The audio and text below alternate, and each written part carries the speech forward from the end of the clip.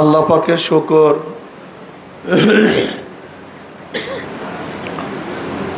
যে মৌলাই করিম আপনাকে আমাকে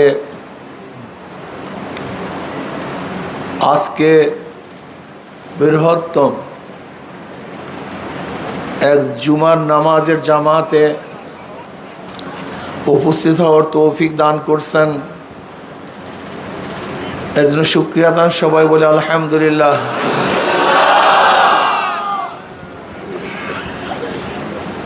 আমাদের জানা মতে আজকে বাংলাদেশের মধ্যে বা অন্যান্য কান্ট্রির মধ্যে এই জামাতই সর্ববৃহত্তম জামাত।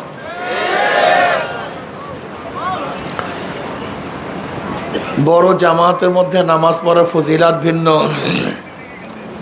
সওয়াব অনেক বেশি। আর সবচেয়ে বড় কথা হলো এই, আমরা অনেকই মুসাফির, গরম, যে ইবাদত কষ্টে হয় সেই ইবাদতের মান বাড়ে। যে ইবাদতের পিছনে যত বেশি কষ্ট সেই ইবাদতের মান তত বেশি। আচ্ছা বলেন তো, আপনি ভিডিও করতেছেন কেন? রেকর্ড করা তো ঠিক না আপনার জন্য।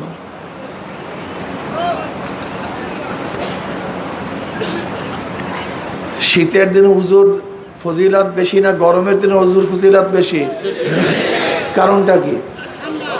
কষ্ট বেশি।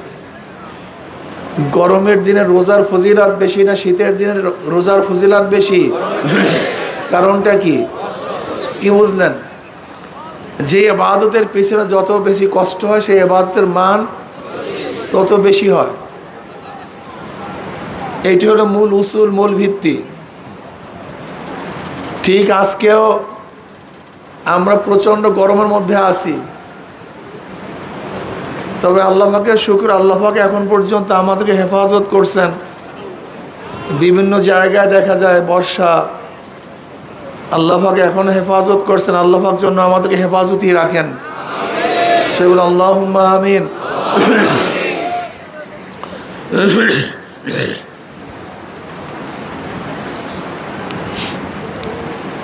চরমোনাই ময়দানে আমরা আসছি কি পাওয়ার জন্য? কথা বলেন না কেন? একমাত্র মাওলাকে পাওয়ার জন্য, অন্য কোনো উদ্দেশ্যে না। একমাত্র আল্লাহকে পাওয়ার জন্য এখানে আসছি।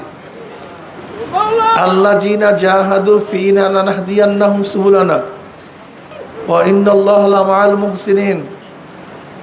যদি মাওলাকে পাওয়ার জন্য চেষ্টা সাধনা করেন, অবশ্যই আল্লাহ পাককে পাওয়ার হাজারো রাস্তা খুলে দেবেন। এর জন্য চেষ্টা সাধনা করতে হবে। সাধনা ছাড়া মাওলাকে পাওয়া যায় না। যারা যত বেশি সাধক তারা তত বেশি দামি। নবীগণ সবচেয়ে বেশি ত্যাগ করছেন, এর জন্য নবীগণ সবচেয়ে বেশি দামি। সমস্ত নবীদের ত্যাগ সবচেয়ে বেশি। নবীদের ত্যাগ যুগে যুগে সবচেয়ে বেশি ছিল। এরপরে আমাদের সাহাবায়ে কেরাম রিদওয়ানুল্লাহি তাআলা আজমাইন, তেনারা অনেক বেশি ত্যাগ করছেন, যেই ত্যাগের কোনো শেষ নাই, কোনো সীমা নাই। والسابقون الأولون من المهاجرين والأنصار والذين اتبعوهم إحسانا। যারা মুহাজির, সাবেক মুহাজির, প্রথম যারা হিজরত করছে, প্রথম যারা আনসার, তাদের ফজিলত সবচেয়ে বেশি। তারা সবচেয়ে বেশি ত্যাগী ছিলেন।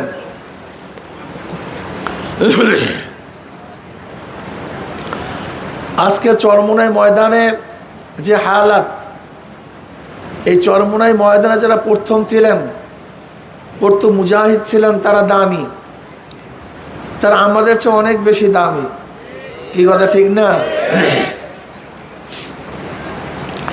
যারা প্রথম ভিত্তি স্থাপন করেন তারা দামি হন। যারা ন্যাকের সূচনা করেন, কিয়ামত পর্যন্ত ওই সূচনায় যত ন্যাক হয়, যারা সূচনা করেন তার একটা অংশ তারা পান। আদ-দাল্লু আলা খায়রিন কাফাইলিহি। আপনি যদি দাওয়াত দিয়ে কাউকে নেককার বানাতে পারেন, আপনি যদি দাওয়াত দিয়ে কাউকে নেককার বানাতে পারেন, আপনার দাওয়াত ওই ব্যক্তি যত নেক করবে দায়ের আমল নামায় আল্লাহ পাক রব্বুল আলামিন ওই পরিমাণ নেক লিখে দিবেন। দায়ের আমল নামা ওই পরিমাণ নেক লিখে দিবেন। লা ইয়ানকুসু যালিকা মিন উজুরিহিম শাইয়্যা। কিন্তু যেই ব্যক্তি নেক করবে তার থেকে কর্তন করে নয়, এটা আল্লাহ পাকের স্পেশাল বরাদ্দ। কি বরাদ্দ? স্পেশালে সবাই কান দিয়ে শোনেন, খুব ভালো মতো কান লাগান। দায়ের ফজিলত, দায়ের দাম, দায়ের মান, দায়ের চেয়ে মানই কিছু হতে পারে না। ধরেন আপনি একজনকে দাওয়াত দিচ্ছেন নামাজের জন্য, আপনার দাওয়াতে সেই ব্যক্তি নামাজ পড়লো, যার দাওয়াতে যেই ব্যক্তি নামাজ পড়ছে, নামাজ পড়ার মাধ্যমে যত ন্যাক হয়েছে দায়ের আমল নামে আল্লাহ পাক ওই পরিমাণে ন্যাক লিখে দিবেন। কিন্তু যেই ব্যক্তি নামাজ পড়ছে তার থেকে কর্তন করে নয়, ন্যাক কাটিয়া নয়, এটা স্পেশাল বরাদ্দ। এর চেয়ে বড় ভালো কাজ কিছুই হতে পারে না, এর চেয়ে দামি কোনো কাজ হতে পারে না। আচ্ছা বলেন তো, আপনি বৎসরে ফরজ রোজা কয়টা রাখবেন? এর বেশি রাখার কোনো সুযোগ আছে? কোনো অবস্থাতেই পারবেন? কোনো অবস্থাতেই পারবেন না। কিন্তু আপনি যদি দাওয়াত দিয়ে 30 জনকে রোজা রাখান, ওই 30 জনের সওয়াব আপনার আমল নামায়। আপনি যদি 50 গঞ্জে রাখান, 50 জনের সওয়াব আপনার আমল নামায়। যদি 100 জনকে রাখান, ওই পরিমাণের সওয়াব আপনার আমল নামায়। যদি 1 লক্ষ মানুষকে রাখান, ওই পরিমাণের সওয়াব আপনার আমল নামায়। এর চেয়ে বড় দামি কোনো জিনিস নেই। এর জন্য একজন মুসলমান মোমেনের সবসময় মাথায় থাকতে হবে দাওয়াত। কি থাকতে হবে? দাওয়াত। আচ্ছা, এইমাত্র আমি যে ফজিলাত বয়ান করছি, যে আমার মাথার মধ্যে একবার ঢুকে যে আমি যদি কাউকে দাওয়াত দেওয়ার কারণে সে ইবাদত শুরু করে, নেকের কাজ করা শুরু করে, আর তার নেক হুবাহু আল্লাহ পাক ওই পরিমাণ আমার আমল নামায় লিখে দিবেন, তাই বলেন তো কাজের স্প্রিয়া কেমন হয়? হ্যাঁ, অনেক চরমুনার মুজাহিদ এরকম ছিল, এখনো কিছু আছে। এই চরমুনাই ময়দান, চরমুনাই আসার আগে বা আমরা যখন মাহফিলে যাই বা হালকার জন্য, মাসিক ইজতেমার জন্য, আল্লাহ নতুন ভাইদেরকে গাঠি, বস্তা, টাকা পয়সা, সময়, অর্থ, গরুর খাবার, এই কত কিছু দিয়ে চরমনায় নিয়ে আসে। কেন নিয়ে আসে? একমাত্র আল্লাহ তুমি তাকে হেদায়েত দিয়া দাও, আল্লাহ তুমি তাকে হেদায়েত দিয়া দাও। ওই আশা, আমার চেষ্টার মাধ্যমে, আমার সাধনার মাধ্যমে আল্লাহ যদি এই ব্যক্তিকে হেদায়েত দেয়, তাহলে ওই ব্যক্তি যত ন্যাক করবে ওই পরিমাণে ন্যাক আমার আমল নামে মাওলাই লিখে দেবে। কি দাওয়াত দেব কি দেব না? দরকার আছে কি নাই? মক্কার মধ্যে কোরআন নাজিল হয়েছে, নবী আলাইহিস সালাতু ওয়াস সালাম আসছে মক্কায়। আজকে সাগরের কিনারায় এই বাংলাদেশে আমরা দিন কিভাবে পেলাম? আমাদের কাছে তো নবী আসে নাই, আমরা দিন পেলাম কিভাবে? কিসের মাধ্যমে? জোরে বলেন, দাওয়াত। গোটা দুনিয়ার মধ্যে দিন ছড়িয়ে পড়ছে কিভাবে? দাওয়াত। উদু ইলা সাবিলি রাব্বিক বিল হিকমা ওয়াল মাউইজাতিল হাসানা ওয়া জাদিলহুম বিল্লাতি হিয়া আহসান উদু ইলা সাবিলি রাব্বিক। তোমরা মানুষকে তোমার রবের রাস্তার দিকে ডাকো। উদু, ডাকো, ডাকতে হবে। আমার মধ্যে যোগ্যতা নাই, আমার মধ্যে যোগ্যতা নাই, কিন্তু যার যোগ্যতা আছে তার কাছে নিয়ে যাওয়া। বুঝাতে পারি না, আমি মানুষকে বুঝাতে পারি না, এই যোগ্যতা আমার মধ্যে নাই। যেই মাজলিসে বুঝানো হয়, যেই মাজলিসে বুঝাতে পারে, এরকম মাজলিসে যদি আমি তাকে নিয়ে যাই, যদি আল্লাহ পাক এই উসিলা তাকে হেদায়েত দেন, কি স্পেশাল, এই তো আলহামদুলিল্লাহ বয়ান বুঝছেন, স্পেশাল। শুধু তাই নয়, এইভাবে যেরকম এই মাহফিল আয়োজন যারা করছেন, আয়োজক, এই মাহফিলে যারা খরচ করছেন, আল্লাহ পাক যদি এই মাহফিলের মাধ্যমে কিছু মানুষকে হেদায়েত দেন, এই যত মানুষ সম্পৃক্ত ন্যাক পাবে কি পাবে না? এইভাবে মাদ্রাসায় যে আমরা দান করি, এই মাদ্রাসার মাধ্যমে যত আলেম হবে, কিয়ামত পর্যন্ত ইলমে দ্বীনের যে খেদমত জারি থাকবে, আমার যে খেদমত এখানে ছিল, ন্যাক হবে কি হবে না? সহজ মাসালা, মাসালা সহজ। যেই ব্যক্তি কোনো ন্যাকের কাজের আঞ্জাম দেয়, সূচনা করে, যেই ব্যক্তি কোনো ন্যাকের কাজের সূচনা করে, আঞ্জাম দেয়, ওই মাধ্যমে যত ন্যাক হয়, যেই ব্যক্তি ন্যাকের কাজের আঞ্জাম দিয়েছে, সূচনা করছে, তার আমলনামায় লেখা হবে। আর যেই ব্যক্তি কোনো গুনার কাজের সূচনা করবে এবং ওই গুনার কাজের সূচনার মাধ্যমে, আঞ্জামের মাধ্যমে যত মানুষ গুনাহ করবে, যাদের মাধ্যমে সূচনা হয়েছে, তাদের আমলনামায় লেখা হবে। আচ্ছা বলেন তো, দুনিয়ার মধ্যে সর্বপ্রথম অবৈধ খুন কে করছে? কাবিল। কে করছে? এই ঘটনা আপনারা জানেন। আদম এবং হাওয়া আলাইহিসসালামের মাধ্যমে আল্লাহ পাক গোটা দুনিয়ার মধ্যে বংশ বিস্তার করেছেন। হাওয়া আলাইহিসসালামের গর্ভে সবসময় দুইটা সন্তান হইতো। কয় সন্তান? একজন ছেলে, একজন মেয়ে। আল্লাহ পাক এই সিস্টেম করেছেন বংশ বিস্তারের জন্য। একজন ছেলে, একজন মেয়ে। বিবাহ নিয়ম ছিল, যেই গর্ভে যেই জোড়া হয়েছিল ভাই বোন, তাদের সাথে বিবাহ হবে না, বরং অন্য যেই গর্ভ, যেই সন্তান হয়েছিল, তাদের সাথে তাদের কি হবে? বিবাহ হবে। বুঝাতে পারিনি? অর্থাৎ এইটাই ছিল তৎকালীন নিয়ম। এখন যেরকম ভাই বোনে বিবাহ জায়েজ নাই, তৎকালীন সময় নিয়ম ছিল, যেই গর্ভের থেকে যেই জোড়া বের হয়েছে, একজন কি ছিল?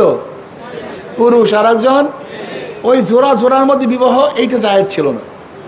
বরং পরবর্তীতে যে জোড়া বের হবে, আগের ঘরের পুরুষ, পরের ঘরের মহিলা, বা আগের ঘরের মহিলা, পরের ঘরের পুরুষ, এই বিবাহ হতো। এইটাই ছিল সিস্টেম। এই সিস্টেমে গোটা দুনিয়ার বংশ বিস্তার লাভ করছে। কাবিলের সাথে যে সন্তান জন্মগ্রহণ করছে, কাবিলের বোন, সেই বোন ছিল কালো, মানে সুন্দর। আর হাবিলের সাথে যে বোন জন্ম হয়েছে, সেই বোন ছিল কালো। এখন নিয়ম অনুযায়ী হাবিলের সাথে যে বোন জন্মগ্রহণ করছে, তাকে বিবাহ করবে কে? কাবিল। আর কাবিলের সাথে যে বোন জন্ম হয়েছে, তাকে বিবাহ করবে কে? হাবিল।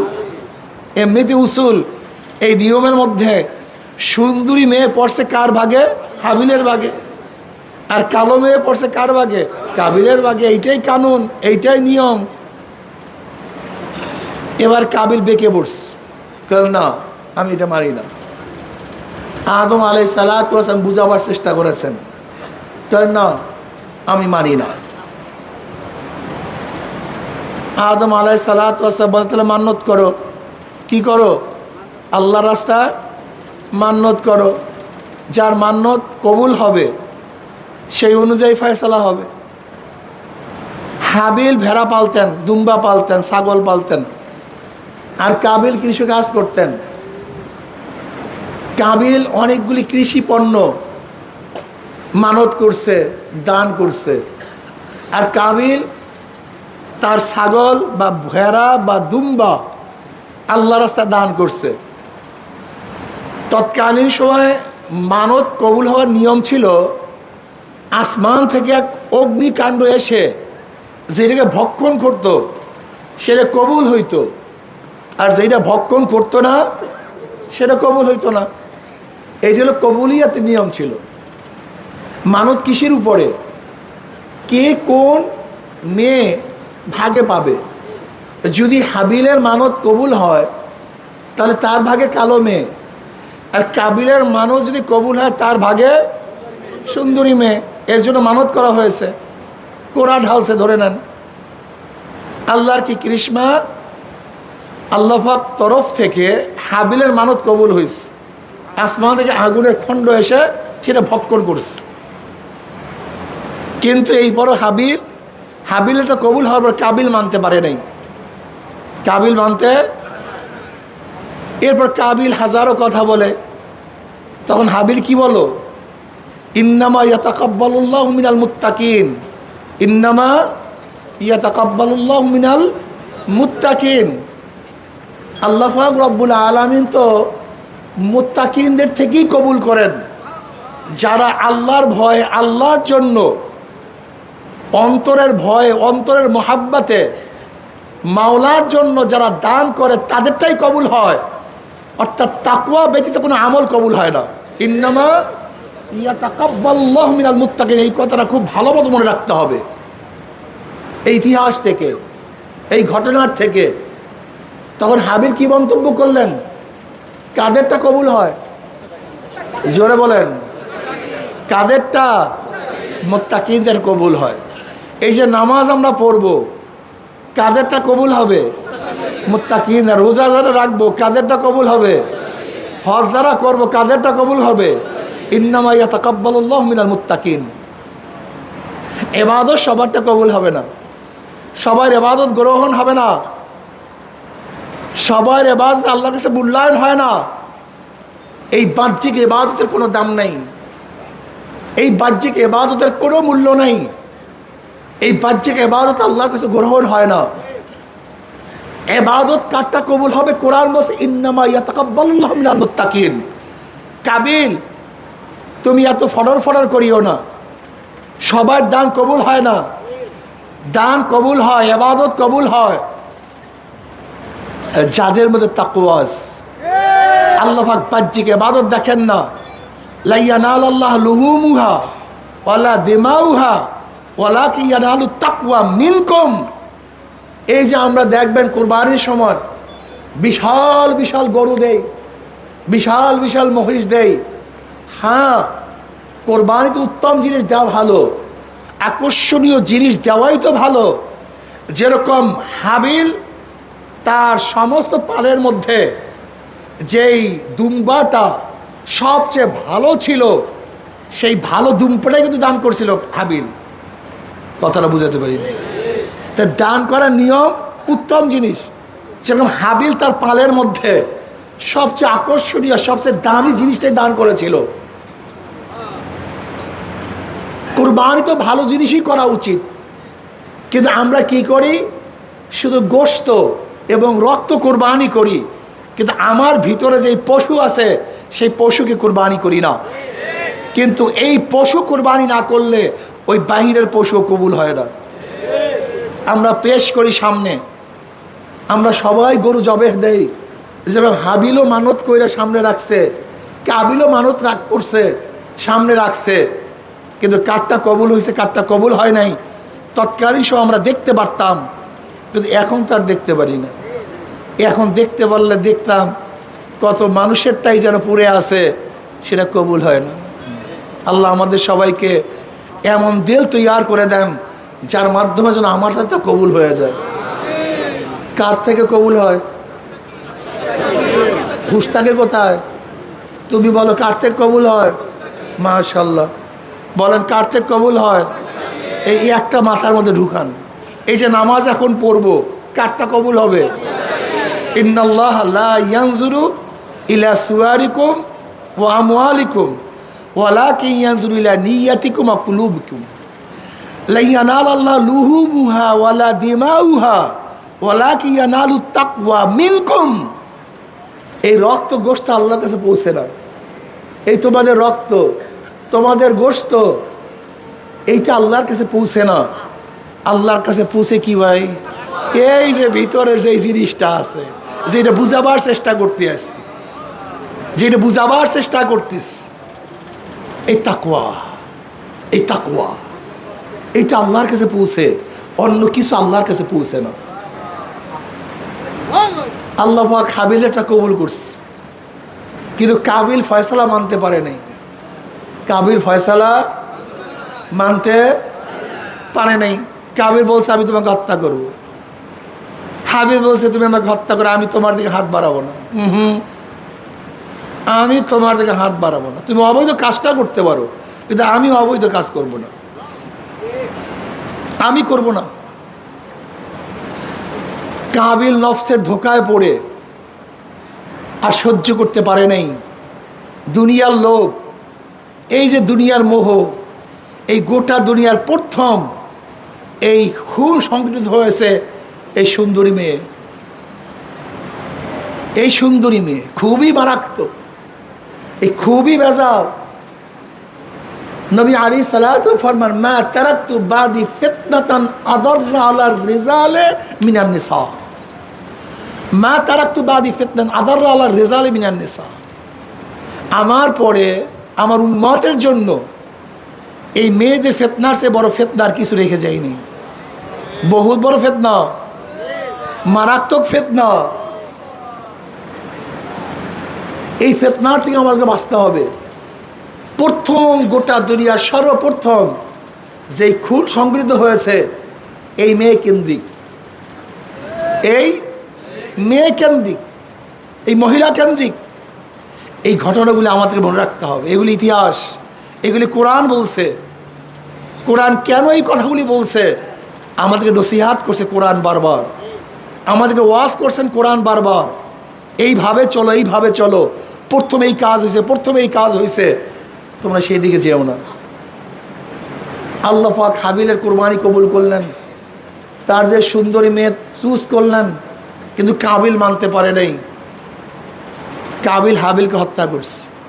এই প্রথম, এই প্রথম, এই প্রথম অবৈধ হত্যা। এর আগে দুনিয়াতে হত্যা হয়নি। হত্যা করার পরে তার মধ্যে চেতনা ফিরে আসছে, আমি কি করলাম, লাশ কিভাবে দাফন করব। লাশ দাফন করতে তো জানে না, এর আগে কোনোদিন লাশ দাফন করা হয় নাই। এই প্রথম ব্যক্তি মৃত্যুবরণ করছে, কিভাবে দাফন করবে জানে না তো। আল্লাহ পাক কাক পাঠাইয়া দিস। এই কাক, কাক আসিয়া ঠোঁট দিয়া মাটি উঠাইয়া উঠাইয়া, কাকের আর একটা সাথী সে মারা গেছিল, দেখতেছে সেই সাথীকে ওই কাকটা দাফন করিয়া দিস। কাবিল নিজে নিজে আফসোস করছে, একটা কাক তার সাথীকে দাফন করতে পারছে, কিন্তু আমি দাফন করতে পারি না। ওই কাক থেকে শিক্ষা গ্রহণ করছে। এর জন্য দেখা যায় শিক্ষার জন্য একটা জানোয়ার থেকে আমরা শিখতে পারি। এখানে দাফন করা শিক্ষা দিয়েছে কার মাধ্যমে? কাকের মাধ্যমে। এই প্রথম দুনিয়াতে দাফন করা শিক্ষা হয়েছে, এই কাক হলো ওস্তাদ। কাক হলো ওস্তাদ। সে প্রথম গোটা দুনিয়ার মধ্যে কিভাবে দাফন করতে হবে সেটা শিক্ষা দিচ্ছে, কাকের মাধ্যমে শিখছে, দাফন করছে। লেকিন পাপ ছাড়ে নাই। কেয়ামত পর্যন্ত যত গুনাহ হবে খুনের, কেয়ামত পর্যন্ত অবৈধ যত খুনের গুনাহ হবে কেয়ামত পর্যন্ত, শুধু আজ না, কেয়ামত পর্যন্ত, সেখান থেকে শুরু করে কেয়ামত পর্যন্ত যত অবৈধ খুন হবে এর একটা ভাগ কার? জোরে বলেন কার? কারণ কি?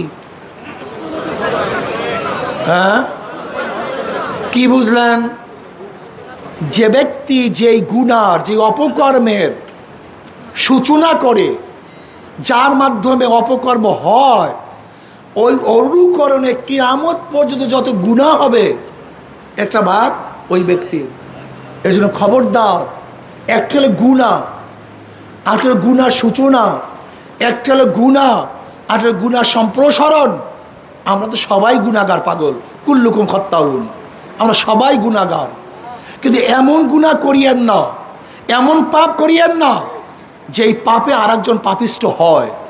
যেমন প্রস্কোয়াটার করলেন, একটা হল ব্যক্তি, এক ব্যক্তি হলো গুনাহ করছে, অবৈধ কাজে লিপ্ত হয়েছে, তার মধ্যেই তার গুনাহ, সে অবৈধ কাজের গুনাহ ভোগ করবে।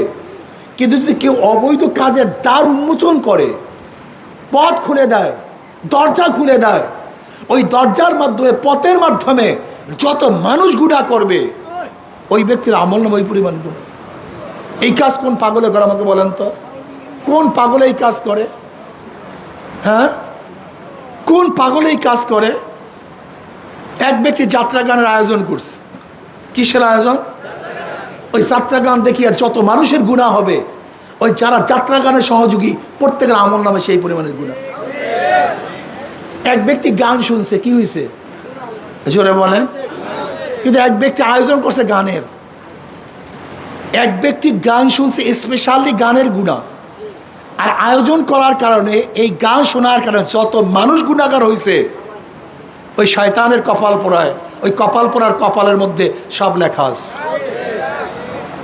এই যে নির্বাচনে ভোট, এই একই কাজ। আপনার ভোটের মাধ্যমে, আপনার ভোটের মাধ্যমে, আপনার ভোটের মাধ্যমে ওই ব্যক্তি যত গুনাহ করবে, যেহেতু আপনার মাধ্যমে কাজটা সূচনা হয়েছে, আপনার আমল নামে সব। আপনি ভোটটাকে কি মনে করছেন? অনেক গুরুত্বপূর্ণ তো ভাই, অনেক গুরুত্বপূর্ণ। এটা মারাত্মক ব্যাপার, এটা মারাত্মক ব্যাপার, এটা বিশ্বাসই করতে পারবেন না। যাই জন্য গুনার সূচনা করিয়েন না, এমন কাজ করিয়েন না যাতে গুনার সম্প্রসারণ হয়, এমন কাজ করিয়েন না আরেকজন গুনাহগার হয়, এমন কাজ করিয়েন না আপনার কারণে একজন গুনাহ করতে বাধ্য হয়, এই কাজ করিয়েন না। আল্লাহ, এমনি মিয়া পারি না গুনার থেকে বাঁচতে, এমনি হাজারো গুনাহ, আবার গুনার বীজ রোপণ করবেন, বিনার ইসের গুনার আপনি গাছ বপন করবেন, হ্যাঁ, গুনার নহর জারি করবেন, এটা করিয়েন না, এটা করবেন না। আবার আপনার মাধ্যমে যত ন্যাক মসজিদ করছেন, এই মসজিদে যত ব্যক্তি নামাজ পড়বে, আপনার আমল নামায় জারি, হ্যাঁ, চলতে থাকুন, আলহামদুলিল্লাহ। মাদ্রাসা করছেন, আমল নামায় জারি। যত ন্যাকের কাছে আঞ্জাম দিবেন, আপনি নাই, কিন্তু আমার মাওলায়, আপনার আমার মাওলায়, আপনার মাওলায় আপনাকে মাহরুম করবেন না, লেখতেই থাকবেন, লেখ জমনের লেখা লেখ। কিয়ামতের ময়দানে হাজারো মানুষ দেখবে, কোটি কোটি কোটি কোটি ন্যাক, কোটি কোটি নামাজ, কোটি কোটি রোজা, কোটি কোটি ইবাদত, কোটি কোটি। আল্লাহ আল্লাহ আল্লাহ, এত ন্যাক, এত ন্যাক আইল কোথার থেকে? আল্লাহ পাইলাম কই এত ন্যাক কোথার থেকে? তুই ন্যাকের যে সূচনা করেছ, যে ন্যাক তুই সূচনা করেছ, ওই তোর ন্যাকের সূচনায় যত মানুষ ন্যাক করছে, তুই নাই দুনিয়াতে, কিন্তু আমার ফেরেশতারা বসে নাই, কিয়ামত পর্যন্ত তোর আমল নামে লেখা ছিল। কি দাওয়াত দিবেন না তো কেউ? হ্যাঁ, ঘরে বসিয়া থাকেন, দাওয়াত দিয়েন না কেউ, কেউ দাওয়াত দিয়েন না, দাওয়াত কেউ দিয়েন না। চলবে দাওয়াত ইনশাআল্লাহ, হ্যাঁ সবাই চলবে দাওয়াত ইনশাআল্লাহ। কে কে রাজি? দুই হাত, নারায়ে তাকবীর, নারায়ে তাকবীর, নারায়ে তাকবীর। দাওয়াত চরমনায় মুজাহিদরা একা থাকতে পারে না, একা থাকতে পারে না। আমার আব্বাজান রহমতুল্লাহ আলাই, দাদাজান রহমতুল্লাহ আলাইয়ের কাছে এসে অনেকে বলতো, হুজুর আমি একা, আমি হুজুর একা, আমি ওই এলাকায় একা। আমার নিজের কানে আমি দেখে শুনেছি, আমার নিজের চোখে দেখেছি, আব্বাজান রহমতুল্লাহ আলাই দাবার দিয়ে বলছে, সরমন মুজাহিদ একা থাকতে পারে না। কি কে থাকতে পারে না? কে থাকতে পারে না? চরমনার মুজাহিদ একা থাকতে পারে না, একা চরমনে মুজাহিদ থাকতে পারে না। যেখানে একজন চরমনে মুজাহিদ আছে, সেখানে কাফেলা তৈয়ার হয়ে যায়। আর তোমরা কি করো? ওই মফাসলা মাহফিলে যাই, তুমি একা মাহফিলে আসো, তুমি ব্যর্থ, তুমি ব্যর্থ, তুমি ব্যর্থ। আগে দেখেছি এক এক এলাকার থেকে, এক এক গ্রামের থেকে মাহফিল হবে, অনেক আগের থেকে তৈয়ার হয়ে গেছে। মুজাহিদরা 1 মাস আগে থেকে তৈয়ার হয়ে গেছে দাওয়াতের জন্য। হাজারো মানুষকে দাওয়াত দিয়ে তারা মাহফিলে নিয়ে আসতো। এখন দেখা যায় একা যায়। তুমি একা গেলা কেন? তুমি চরমনে মুজাহিদ হতে পারো নাই, তুমি উদ্দেশ্য বোঝো নাই তো। তুমি উদ্দেশ্য, তোমার কলবার মধ্যে আগুন নেই, তোমার কলিজে আগুন লাগে নাই, তোমার ব্যথা নষ্ট হয়ে গেছে, তোমার ভিতরে যে পাওয়ার ছিল সেই পাওয়ারটা দুর্বল হয়ে গেছে। এর জন্য আর একজনকে আকর্ষণ করে না, আর একজনকে ধরে না, তোমার চুম্বক নষ্ট হয়ে গেছে। এর জন্য আবার চুম্বককে তাজা করো, আকর্ষণ বাড়াও, কলবের নূর তৈয়ার করো, কলবের মধ্যে সেই হালাত তৈয়ার করো, আবার দাওয়াত দেওয়া শুরু করো। মনে থাকবে তো ইনশাআল্লাহ? এই এবার প্রশ্ন করবো, কাদের আমল কবুল হয়? মাশাআল্লাহ, মাশাআল্লাহ। যত ইবাদত, যত ইবাদত, যত কাজ, যত কিছু, ইন্নামা ইয়াতাকাব্বালুল্লাহু মিনাল মুত্তাকিন। বুখারীর মধ্যে রওয়ায়াত দেখছেন, কিয়ামতের ময়দানে এক শহীদকে আল্লাহ পাক ডাকবে, শহীদ কি নিয়ে আসছো? বলে, আল্লাহ তোমার রাস্তায় গলা কাটায় দিস। আল্লাহ বলবে, সবাই তোকে দেখছে শহীদ, কিন্তু আমি তো তোর কলবের দিকে তাকায়া ছিলাম। তুই মানুষকে দেখাবার জন্য,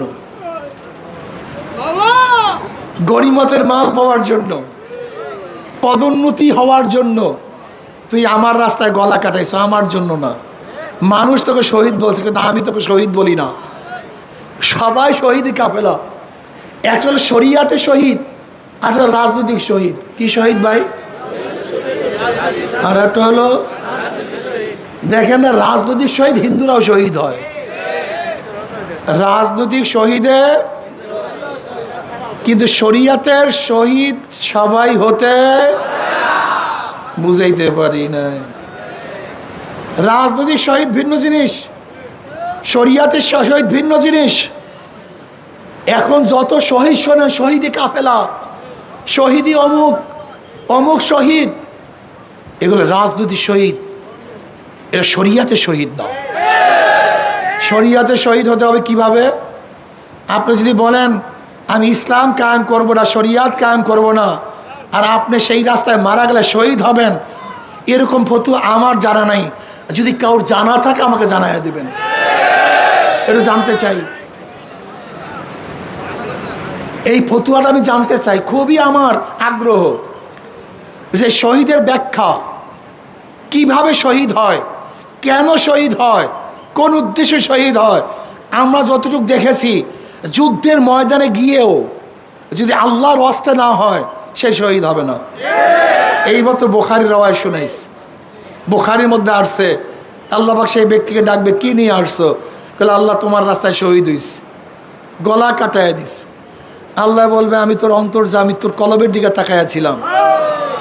তুই গনিমতের মালের জন্য, চাকরির জন্য, পদোন্নতির জন্য, শোহরাতের জন্য, তোর আলোচনার জন্য, তোর বীর, বিশাল বীর, এর জন্য শহীদ হয়েছ, আমার জন্য না। আল্লাহ পাক কি বলবেন? হে ফেরেশতাকে ধর, ওর হাত পার মধ্যে জাহান্নামের শিকল লাগা, উব্বুর কর, টানতে টানতে জাহান্নামে নিক্ষেপ কর। বুখারীর রওয়ায়াত, বুখারী শরীফের মধ্যে আসছে। এত সহজ মনে করছেন নাকি আপনি? কারিকে ডাকবে, আলেমকে ডাকবে, কে নিয়ে আসছো? বলবে, আমি আলেম, আমি কারি। আল্লাহ বলবেন, তুই মানুষকে আকৃষ্ট করার জন্য, মানুষের প্রশংসা কামাই করার জন্য, হাদিয়া পাওয়ার জন্য বয়ান করছো, কেরাত তেলাওয়াত করছো, আমার জন্য নয়। দুনিয়াতে পেয়ে গেছো, ওকে ধর, হাত পা মধ্যে জাহান্নামের শিকল লাগাও, উব্বুর কর, টানতে টানতে জাহান্নামে নিক্ষেপ কর। আল্লাহ পাক ডাউনশীলকে ডাকবে, ডাউনশীল কি করছো? আল্লাহ তোমার পছন্দ মতে এমন কোনো জায়গা নাই যেখানে আমি ব্যয় করি নাই। মাদ্রাসা, মসজিদে, এতিমখানায় দান করেছি। আল্লাহ বলবেন, আমি জানি কেন দান করেছো। মানুষ তোকে প্রশংসা করবো, ধর, হাত তার মধ্যে জাহান্নামের শিকল লাগা, উব্বুর কর, টানতে টানতে জাহান্নামে নিক্ষেপ কর। ইন্নামা ইয়াতাকাব্বালুল্লাহু মিনাল মুত্তাকিন। মনে রাখবেন, খবরদার যারা চরমনে আসছেন, তরিকার কাজ করতেছেন, ইবাদত করতেছেন, দাওয়াত দিচ্ছেন, যদি সদর হওয়ার জন্য, সেক্রেটারি হওয়ার জন্য, পদোন্নতির জন্য, টাকা পাওয়ার জন্য, এইবার নির্বাচনে দেখা গেছে কার কতটুকু ঈমান আছে।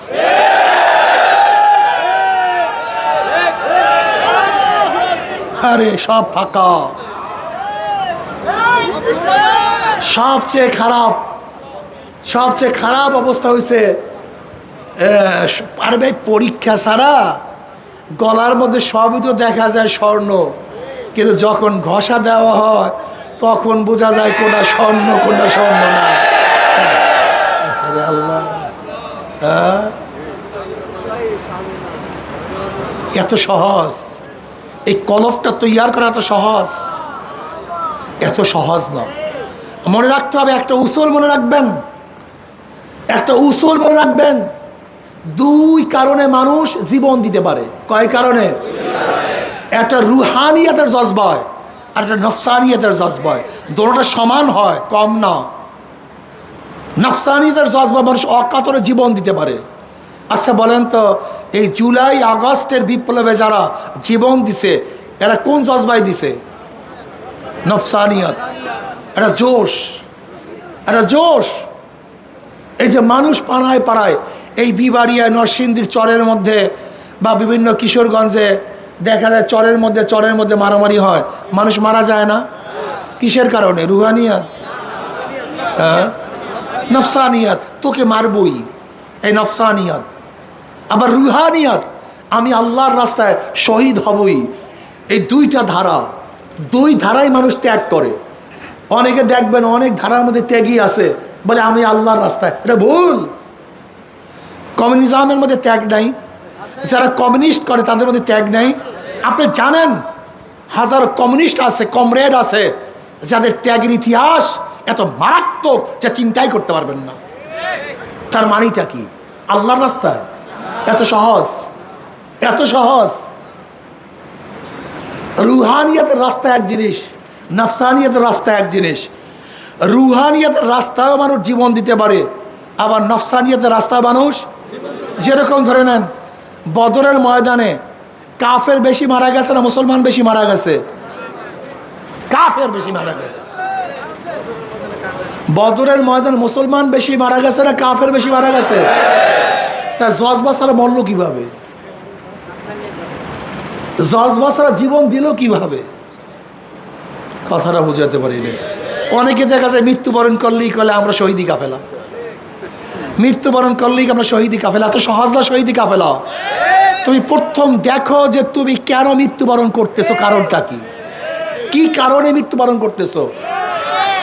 সভাপতি হওয়ার জন্য, সেক্রেটারি হওয়ার জন্য, হসপিটালের মালিক হওয়ার জন্য, ব্যাংকে চাকরি পাওয়ার জন্য, কিসের জন্য মারা যাইতেছো প্রথম দেখো। এটা আমাকেও বলতেছি, আমি কেন কথা বলতেছি, আমি কেন এই কাজ করতেছি, আমার উদ্দেশ্যটা কি, দুনিয়ার কেউ দেখে না, কিন্তু একজনের চক্ষু ফাঁকি দেওয়া যায় না। ওয়াসিরু কাওলাকুম আবিজহারু বিহি ইন্নাহু আলিমুম বিজাতিস সুদূর। যা গোপন করো, যা প্রকাশ করো, অন্তর্যামী কে? এত সহজ না, অনেক কঠিন মাসালা ভাই, মাসালা অনেক কঠিন। নফসানিয়াতের কারণে জীবন দিতে পারে কি পারে না? জজবা আসি কি আসে না? অনেকেই আমরা মনে করি এই কাফেলার মধ্যে এত ত্যাগ, এই কাফেলার মধ্যে এত মারা গেছে, কমিউনিস্টের মধ্যে মারা যায় নাই। তুমি কি জানো 71-এর পরে শুধু জাসদ এবং আওয়ামী লীগের মধ্যে কত মানুষ মারা গেছে আপনারা জানেন? শুধু আওয়ামী লীগ আর জাসদের মধ্যে 37,000 বা 35,000। আমার সংখ্যাটা আওয়ামী লীগ বা বিএনপি, আওয়ামী লীগ আর জাসদের মনে নেই, হয়তো জাসদের 37,000 বা আওয়ামী লীগের 37,000 বা 35,000 বা 34,000। এই শুধু দুই দলের মধ্যে মারা গেছে। তো এত লোক মারা গেছে জাসদ আওয়ামী লীগের, এরা সবাই তো একেবারে জান্নাতি। কথা ঠিক আছে না? আলহামদুলিল্লাহ। হ্যাঁ, কি আজীব মানুষ, আমি আশ্চর্য হয়ে যাই, দিনের বুঝ এত কম হয় কিভাবে মানুষের। দিনের বুঝ মানুষের এত কম হয় কিভাবে?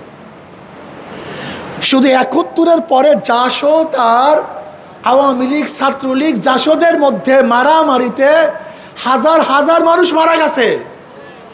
শুধু কামরুল গ্রুপ, জিয়া গ্রুপ, এই দুই সর্বহারা, এই দুই সর্বহারার মধ্যে হাজার হাজার মানুষ মারা গেছে। সব জান্নাতি আলহামদুলিল্লাহ, ঠিক আছে না? সব শহীদি কাফেলা আলহামদুলিল্লাহ। আরে শহীদি কাফেলা রে, কি যে শহীদে কাফেলা বানায় ফেলাইছি, এর মামুবাদীর আবদার বানায় ফেলে শহীদি কাফেলা, সব শহীদি কাফেলা। খোদ আমিও যদি আল্লাহ মাফ করুক, খোদ আমিও যদি আল্লাহ রাস্তায় শহীদ হই আর আমার নিয়াত মধ্যে গরবাদ থাকে, আমি শহীদ হব? ইন্নামা ইয়াতাকাব্বালুল্লাহু মিনাল মুত্তাকিন।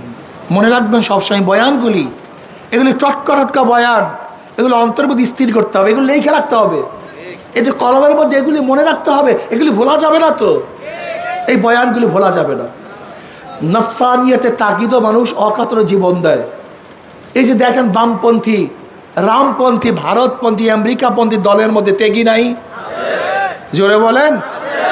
এই না, আপনি জেল বেশি খাটছেন না আওয়ামী লীগ বিএনপির লোক বেশি জেল খাটছে? আপনার ঠ্যাং হাত বেশি ভাঙছে না ওদের ঠ্যাং হাত বেশি ভাঙছে? জজবাটা কি দুনিয়া পাবো? জজবাটা কি? তাই দুনিয়ার জজবায় মানুষ জীবন দেয় না? ফেরাউনের বাহিনী ছিল না? নমরুদের বাহিনী ছিল না? আবু জাহিলের বাহিনী ছিল না? যুগে যুগে মুসলমানদের সাথে কাদের সাথে যুদ্ধ হয়েছে? বেঈমানদের সাথে। তাদের মধ্যে জজবা না থাকলে যুদ্ধ করে কিভাবে? তাদের মধ্যে জজবা না থাকলে, স্পিড না থাকলে যুদ্ধ করে কিভাবে? আপনি কি জানেন কেমন স্পিড তাদের মধ্যে? দেখেন, বদরের ময়দান হয়েছিল ২য় হিজরিতে। এইটা ওরা বলতে পারে নাই, কাফেররা বলতে পারে নাই। ওরা সমস্ত ঐক্য করেছে, শপথ গ্রহণ করেছে যে যতক্ষণ পর্যন্ত মুসলমানদেরকে আমরা পরাজিত করতে না পারবো, কেউ অক্ষ করছে আমি ভাত খাবো না, কেউ অক্ষ করছে আমি স্ত্রীর সাথে মিলবো না। মারাত্মক অবস্থা তো কাফেরদের, যে এত মারাত্মক। তারা বিভিন্নভাবে শপথ গ্রহণ করছে। বদরের ময়দান কোন হিজরিতে? ২য় হিজরিতে। তারা ৩য় হিজরিতে, মাত্র ১ বছর পর, শাওয়াল মাসে। ওহুদের যুদ্ধ হয়েছিল কোন মাসে ভাই? রমজানের পর কি মাস? ৭ই শাওয়াল ওহুদের যুদ্ধ হয়েছিল, ৭ই শাওয়াল। এত তো মুসলমান রোজা রাখতে রাখতে দুর্বল হয়েছে না ইমান তাজা হয়েছে? ইমান তাজা হয়ে গেছে। রোজা রাখতে রাখতে মুমিনদের শরীর দুর্বল হয় আর ইমানটা। বদরের ময়দান হয়েছিল কোন রমজান? ১৭ই রমজান। জোরে বলেন। ১৭ই রমজান ২য় হিজরিতে। শরীর দুর্বল, বয়ান মনে নেই, শরীর রুহু তাজা হয়ে গেছে। পিটা লড়া, এই রোজা রাখা অবস্থায় একজন সাহাবী যে বিরক্তর অবস্থা দেখিয়েছেন, যা চিন্তাও করা যায় না। অনেক সাহাবী তো বদরের মধ্যে এরকম অবস্থা হয়েছে, তলোয়ার দিয়ে সোজা মাথায় আঘাত করছে, একেবারে ফাড়িয়া 2 টুকরা হয়ে গেছে। বুঝেন আঘাতের তেজটা কি? ওরে আল্লাহ রে, মাওলা সুবহান আল্লাহ, এমন মারছে একেবারে 2 পাট। কথাটা বুঝাতে পারছি? শরীর দুর্বল, রুহু তাজা। মুসলমান কোনদিন শরীরের শক্তি দিয়ে বিজয় অর্জন করতে পারে না। মুসলমান সবসময় রুহে, কথা কয় না, রুহের শক্তি, রুহের শক্তি। আমি খুব ভালো মতো একটা জিনিস খেয়াল করে দেখছি, যারা এবার পোস্টারের মধ্যে খুব বেশি ছবি টবি দিয়া ছাপাইছে, প্রত্যেক জায়গায় ভোট কম পাইছে। কিন্তু যারা আমরা ছবি টবি বেশি দেইটাই নেই, সব জায়গায় আমরা ভোট বেশি পেয়েছি। কথাটা বুঝাতে পারি না। হ্যাঁ, তুমি কার থেকে শিক্ষা গ্রহণ করতে আসো? ইসলামী আন্দোলন কার থেকে? আমি খুব ভালো মতো লক্ষ্য করতেছি কোন জায়গার হালাত কি। আমি বিশ্বাস করি, শোনো, চরমনাইওয়ালারা যত বেশি তাকওয়ার উপরে থাকবা, তোমরা তত বেশি অগ্রসর হবা। তোমরা তাকওয়ার থেকে যত ফিসকিয়াতের দিকে যাবা, ডাইরেক্ট পিছনের দিকে যাও। ডাইরেক্ট কোথায় যাও? কারণ এই উচ্ছিসলা তাকওয়া, চরমনায় সৃষ্টি হয়েছে তাকওয়ার ভিত্তিতে। এই মিয়া ভালো মতো বুঝবা, সবাই সব জিনিস গায়ে লাগাতে পারে না, সবাইকে সব পরিবেশে মানায় না। ওই বস্তির মধ্যে সন্তান যেই পরিবেশে থাকে, আর যারা ওই পরিবেশে যায় তা থাকে না, হঠাৎ ওই পরিবেশে তাদেরকে মানায় না। চরমনাই ওয়ালাদের পরিবেশটা হলো সবসময় ঘ্রাণের মধ্যে, নূরের মধ্যে, আলোর মধ্যে, জিকিরের মধ্যে, ইবাদতের মধ্যে। ওই ফিসকিয়াতের পরিবেশে তাদেরকে মানায় না। অপেক্ষা করো, ওয়ালা তাহিনু ওয়ালা তাহজানু ওয়া আনতুমুল আ'লাউনা ইন কুনতুম মুমিনিন। তোমরা বিজয় হবাই হবে ইনশাআল্লাহ। একটু অপেক্ষা করো, এত অস্থির হয়ে যাও কেন? আমি যেই কেউ বলতেছিলাম, দ্বিতীয় হিজরিতে বদরের ময়দান, তৃতীয় হিজরিতে উহুদের ময়দান। মুসলমানরা খুব শিকাস্তি হয়ে গেছে একটা ভুলের কারণে, ইস্তেহাদের কারণে। মুসলমানরা খুবই অবস্থা খারাপ। মুসলমানদের সেই আকর্ষণ, মুসলমানদের সাহস, মুসলমানদের শক্তি, মুসলমানদের ভিত্তি নড়বড়ে হয়ে গেছে। কিসের পরে? উহুদের পরে। এই ঘটনা এখন বলবো, খুব ভালো মতো আজকের মনে রাখবা। এই কথাগুলি বলার জন্যই আজকে বয়ান। এখন যে কথাগুলি বলবো এর খুব ভালো মতো মনে রাখবা। মনে থাকবে ইনশাআল্লাহ? না তুমি তো ঘুমাও, তোমার মনে থাকবে কেমন? কই দেখি সবাই সচেতন আছেন তো? আজকে এই কথাগুলি মনে রাখলে কোনো ঝামেলা থাকবে না ইনশাআল্লাহ। দেখো মন একেবারে ক্লিয়ার হয়ে যায়, একেবারে ক্লিয়ার, একেবারে ক্লিয়ার হয়ে যাবে ইনশাআল্লাহ। বদরের ময়দান কোন হিজরিতে? বদরের ময়দান কোন হিজরিতে? দ্বিতীয় হিজরিতে। কোন মাসে? রমজান মাসে। উহুদের যুদ্ধ কোন হিজরিতে? তৃতীয় হিজরিতে। কোন মাসে? শাওয়াল মাসের 7 তারিখ বা 8 তারিখ। আরবি মাসের মধ্যে এরকম কিছু পার্থক্য হতে পারে। যুদ্ধের মধ্যে পড়তো মুসলমানরা, বিজয় হয়েছিল। এরপর মুসলমানরা ইস্তেহাদের কারণে, ওই যে নবী আলাইহিস সালাতু বলেছেন খবরদার পাহাড় ছাড়বা না, কিন্তু মুসলমান ইস্তেহাদ করছে। কি করছে?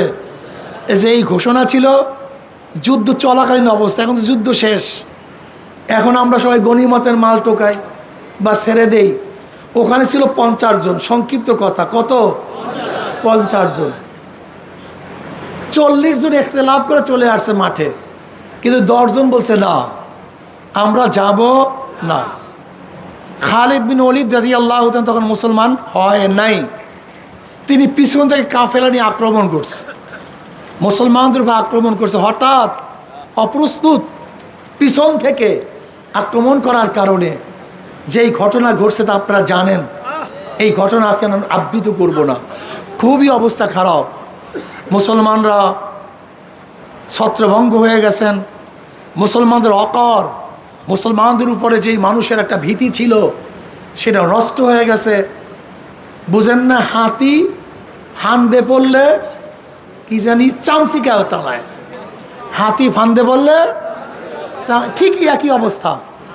উহুদের ময়দানে মুসলমানরা শিকাস্তি হওয়ার পরে ইয়াহুদি গোত্রগুলি, বনু কাইনুকা, বনু নজির, এই সমস্ত গোত্রগুলি, বনু আসাদ, এই ছোট ছোট গোত্রগুলি মুসলমানদের আক্রমণ করার জন্য এখন কোনো লাতো আক্কা, তুমি কে, মনে হয় বৃদ্ধাঙ্গুলি দেখা, ভাবটাই ভিন্ন। যে মুসলমান আজবাদ ছিল, অকার ছিল বদরের ময়দানের পরে, এখন এইটা পুরা কি হয়ে গেছে? শুধু বাহিরে না, ভিতরের অবস্থাও খারাপ। ওই যে কি পরিচয় পাওয়া যায় না মনে নেই, মুনাফিকের পরিচয় পাওয়া যায় যুদ্ধের ময়দানে, এগুলি বের হয়ে আসছে, গুপ্তগুলি বের হয়ে আসছে। গুপ্তগুলিও ওই যেগুলো গুপ্ত ছিল ওগুলো বের হয়ে আসছে। কিসের পরে? উহুদের পরে। অবস্থা খুব খারাপ।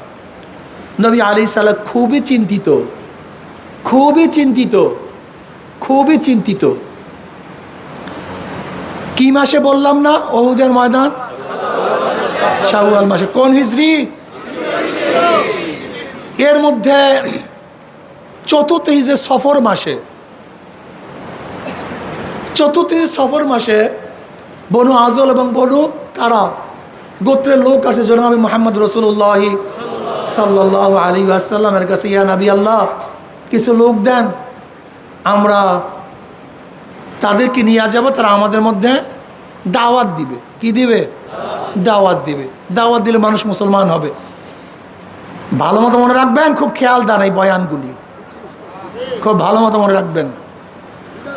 নবী আলী সালাম, নবী আলী সালাম 10 জন সাহাবী দিলেন যে যাও তোমরা কি দাওয়াত দাও। ওরা গাদ্দারি করছে। কি করছে? গাদ্দারি করছে। নবী আলী সালাত প্রিয়তম 10 জন সাহাবীদেরকে নিয়ে গিয়ে ওরা বনু লেহিয়ান গোষ্ঠীকে লাগাইয়া দিস যে তোমরা তাদের আক্রমণ করো। 10 জন মুসলমানদের উপর অতর্কিত আক্রমণ করছে। মুসলমানরা পাহাড়ের উপরে উঠা তাদের বিরুদ্ধে যুদ্ধ শুরু করছে, কিন্তু অতর্কিত আক্রমণ সহ্য করবে কিভাবে? কাফেররা বলতেছে প্রতিশ্রুতি দিতে আসি, তোমরা নামো, আমরা তোমাদের কিছু বলবো না। কিন্তু মুসলমানরা বলছে তোরা মিথ্যা কথা বলতেছো, তোরা আমাদেরকে শহীদ করবি। মুসলমানরা যুদ্ধ করছে। যুদ্ধ করতে করতে 7 জন মুসলমান শহীদ হয়ে গেছে। হযরত খুবাইব রাদিয়াল্লাহু, যায়েদ রাদিয়াল্লাহু থেকে অ্যারেস্ট করছে, আরেকজনকে অ্যারেস্ট করছে কাফেররা। যায়েদ রাদিয়াল্লাহু বলছে আমি তোমাদের সাথে যাব না, তাকে সেখানে হত্যা করছে। খুবাইব রাদিয়াল্লাহু আরেকজনকে হত্যা করছে, যায়েদ রাদিয়াল্লাহু তাআলা আনহু, এবং খুবাইব রাদিয়াল্লাহু মক্কায় নিয়ে বিক্রি করে দিয়েছে গোলাম হিসাবে। এই 2 জন বদরের ময়দানে বহুত কাফেরকে হত্যা করেছিল। খুবাইব রাদিয়াল্লাহু তাআলা আনহু, যায়েদ রাদিয়াল্লাহু তাআলা আনহু অনেক কাফেরকে হত্যা করেছে। সুযোগ পেয়েছে খুবাইব রাদিয়াল্লাহু তাআলাকে হত্যা করার জন্য যখন শুলে চড়িয়ে নিয়েছে, শুলের দিকে নিয়ে গেছিল, তখন 2 রাকাত নামাজ পড়ার জন্য অনুমতি চেয়েছে, আমাকে 2 রাকাত নামাজ পড়ার সুযোগ দাও। খুবাইব রাদিয়াল্লাহু তাআলা 2 রাকাত নামাজ পড়লেন। মৃত্যুর আগে 2 রাকাত নামাজ পড়ার সূচনা প্রথম কে করেছেন? হযরত খুবাইব রাদিয়াল্লাহু তাআলা, তিনি প্রথম করেছেন। তিনি সংক্ষিপ্ত নামাজ পড়লেন। সালাম ফিরাবার পরে কাফেরদেরকে বললেন, আমি সংক্ষিপ্ত নামাজ কেন পড়লাম? তোমরা এই আশঙ্কা করবা হয়তো আমি ভয়ে নামাজকে দীর্ঘ করতেছি। আমি ভয়ে দীর্ঘ করি নাই, বরং আমি আল্লাহ শুকরিয়ার জন্য তার কাছে মোলাকাত করব, এই জন্য নামাজে সংক্ষিপ্ত করলাম। যাই হোক, এই ঘটনা আমি আর বেশি দিকে যাবো না। কয়জন সাহাবী শহীদ হয়েছেন? 10 জন। কিসের মাধ্যমে? ধোকার মাধ্যমে। সফর মাসে, মাত্র 4 মাস পর শাওয়াল মাস, শাওয়াল মাসের পরে সফর, এই সফর মাসে 4 মাস পর ওই মাসই বীরে মাউনা, ওই মাসই বীরে মাউনা। বীরে মাউনার যুদ্ধের সম্পর্কে আপনারা জানেন। নবী আলাইহিস সালাতু ওয়াস সালামের কাছে আবু বারা আমের ইবনে মালিক, আবু বারা আমের ইবনে মালিক নজদের থেকে আসিয়া বলছি, ইয়া নবী আল্লাহ, কিছু সাহাবী দেন যেন আমাদের মধ্যে দাওয়াতি কাজ করবে। নবী আলাইহিস সালাতু ওয়াস সালাম বলছেন, আমি নজদের মানুষের উপরে সন্দেহ করি। এই কথাটা পয়েন্ট মনে রাখবেন, পয়েন্ট মনে রাখবেন। আমি নজদেবাসীর ব্যাপারে কি করি? সন্দেহ করি। আবু বারা বললেন, আমি নিরাপত্তা দিলাম, আমি নিরাপত্তা দিলাম। নবী আলাইহিস সালাতু ওয়াস সালাম প্রিয় সাহাবী, কোররা, দরবেশ, আবেদ, নেককার, আহলু সুফফা, যারা সবসময় নবীর খেদমতে থাকতেন, এত দামি দামি সাহাবী, 70 জন সাহাবী। কয়জন? 1-2 জন না, 70 জন সাহাবীকে দিয়ে দিলেন। আবু বারা, যারা হাফেজ ছিলেন, সবাই কোরআনে হাফেজ ছিলেন, 70 জন সাহাবী দিয়ে দিলেন। আহা,